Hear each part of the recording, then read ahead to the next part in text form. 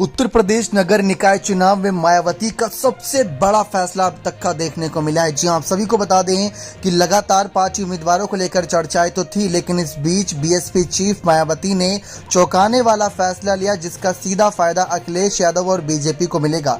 सूत्रों के अनुसार इस बार निकाय चुनाव में मायावती ने चुनाव प्रचार नहीं करने का फैसला लिया है।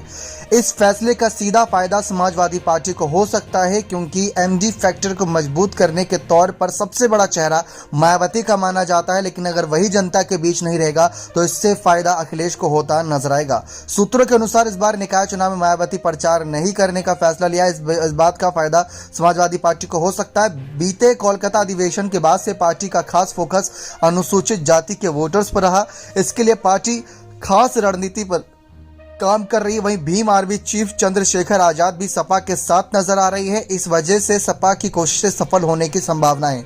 दूसरी ओर मायावती अगर चुनाव प्रचार नहीं करती तो अनुसूचित जाति के वोटर्स को लेकर सपा की रणनीति सफल हो सकती है, जबकि बीजेपी का सीधा फोकस ओबीसी और अनुसूचित वोटर्स को रहा है। पार्टी ने इसके लिए कई जगहों पर सम्मेलन किए हैं। वहीं बीजेपी अपनी सरकार की योजनाओं का हवाला दे रही है। बीजेपी का कहना है कि सरकार की योजनाओं का लाभ हर वर्ग को बराबर मिल रहा है। लेकिन सपा के लिए खास बात यह है कि खतौली और मैनपुरी उपचुनाव में उसके अनुसूचित वोटर्स वाली रणनीति कामयाब होती नजर आई थी। पार्टी को इन दोनों ही सीटों पर अनुसूचित वोटर्स के वोट मिले थे, जिसके बाद कोलकाता में हुए अधिवेशन के बाद अनुसूचित वोटर्स के खिलाफ खास रणनीति पर काम हो रहा है।